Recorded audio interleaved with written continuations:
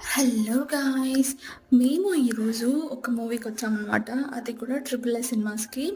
ఈ థియేటర్‌లో స్పెసిఫిక్‌గా ఈ ప్లేస్ చాలా బావుంది చూడ్డానికి.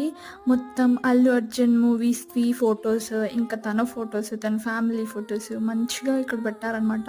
చూడ్డానికి చాలా బావుంది ఈ ప్లేస్ అయితే. ఇక్కడ పిక్స్ కూడా మంచిగా తీసుకోవచ్చు. నాకైతే ఈ ప్లేస్ చాలా నచ్చింది ఈ థియేటర్‌లో. ఇంకా మూవీ రివ్యూ విషయానికొస్తే, స్టోరీ కాస్త కొత్తగా ట్రై చేశారు. ఓకేలా ఉంది మూవీ అయితే. సాంగ్స్ కూడా ఓకే, యావరేజ్‌గా ఉన్నాయి.